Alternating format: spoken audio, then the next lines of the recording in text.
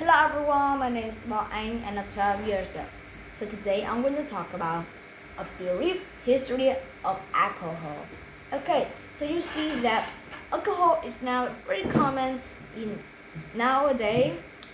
For example, we can see that beer, wine, every shop sell that and they make from grapes and also some store grains and our natural ingredients. Okay, so in today's presentation, I'm going to let you know some a short history about alcohol. Okay, so let's start. First, we're going to see the introduction. So there is a chimpanzee. He stumbled across a windfall of overripe plums. A lot of the plums were open, they split open, drawing him to their intoxicating fruity odors. So he gorged himself and began to experience some strange effects. Okay, and he stumbled on a process that humans will eventually harness to make beer, wine, and other alcoholic drinks.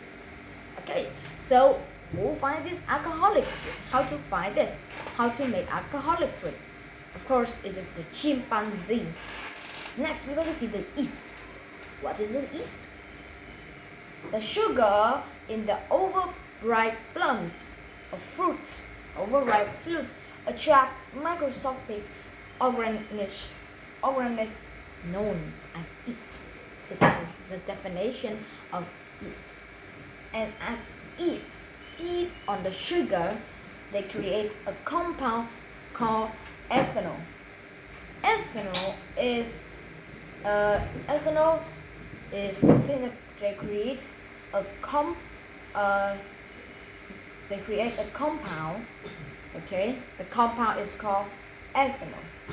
Next, we have when there is ethanol, the compound ethanol, the yeast makes. That is called a process, and this process is called fermentation.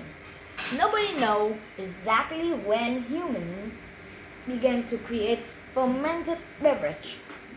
Okay, so they ask the question. They tell the fact that they did not really know when did they start the fermented beverage. Okay, so let's continue with the earliest evidence. Okay, so the earliest evidence is from the 70,000 BCE in China. This is quite long. Before year 1. Wow. Okay, that's where residue in clay pots, and they say that people is making alcoholic beverage from fermented rice, millet, grapes, and honey. So that is alcoholic drink in China from 7,000 BCE. Okay, and within a few thousand years, cultures all over the world were making fermenting their own drink. They fermenting their own drink. They make their own beer, wine, something special like sake. Okay, and Mesopotamians and Egyptians make beer throughout the years with stored cereals or stored cereal grapes. It is really common.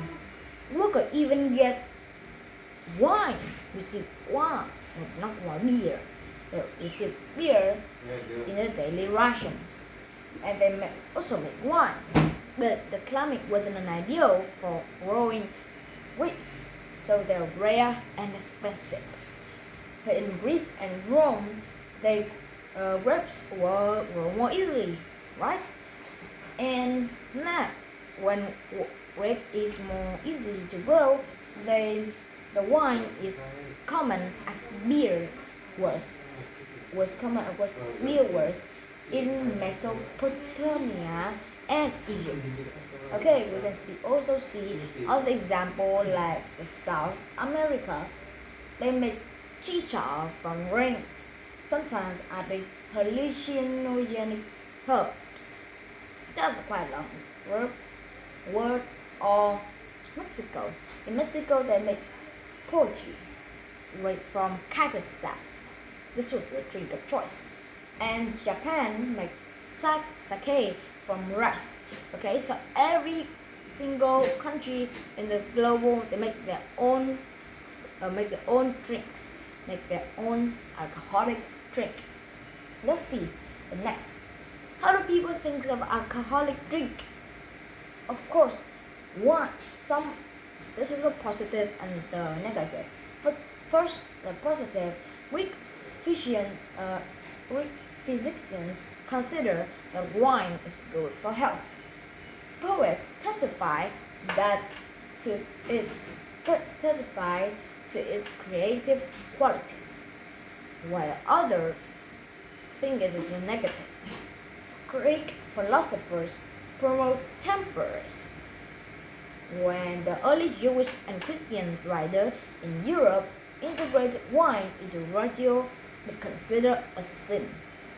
Okay, and Africa and Spain and Islamic rules against burning while drunk gradually solidified a general ban of alcohol. And about 30% of alcohol, the product while is generated during fermentation, become toxic and kill them. Okay, so that is what people think about the alcoholic drinks. There's a negative and positive. Okay, let's see. We're going to see spirits. So spirits is a long topic. First, when the yeast dead, fermentation stops and the alcohol levels never stop. Okay, and for thousands of years, alcohol content was limited. That changed with the invention of a process called distillation. Okay, and next, in the 9th century, that is still long ago, in the 9th century, Arabic writings describe that boiling fermented liquids vibrates the alcohol. Okay, alcohol boils at lower temperature than water. Okay, so it vibrates first, water vibrates afterwards. Okay, and then capture this vapor, cool it down, and what left is liquid alcohol, but with much more concentrated than any other fermented beverage. Okay, next we can see that it become important trade commodities because it doesn't spoil. Beer, wine, they all spoil, but that's kind of alcoholic drink that doesn't spoil at all. Next, rum. Okay, rum is made of sugar and they harvest in the European colonies in the Caribbean. Okay, Caribbean, and they become stable for cellular. It was traded to North America and brought. And next, Europeans. We're going to see what the Europeans do with this. Okay, so they brought a brandy and gin to Africa. Why did they do that? Okay, they do that to trade enslaved people, also land goods like palm oil and rubber. Okay, so this is good. They trade things. They trade things just alcoholic drink. And during the age of explorations, spirits play a crucial role in long-distance journey, sea voyage, sailing from Europe to East Asia and America could take months. Okay, so keeping the water fresh. Okay, when you go for a long time, you need to drink water. If you don't drink water, well, that's bad for your health, so you need to drink water. And keeping the water fresh was a challenge. Okay, the crew need water, and this is a challenge. So they add a bucket of water, of brandy, to the water barrel so the water can be fresher for a longer time. Why? Because alcohol is a preservative that kill harmful microbes. Wow, very useful usage. Use it to keep water fresh for the grill in a long time. So in the old time, they travel by ship, and ship travel slow. Okay, they travel slow until from a continent to another continent by sea. It's really hot, so they need to drink a lot of water. An alcoholic drink was the best choice to store their water. Okay, conclusion. The last part. So by the 1600s,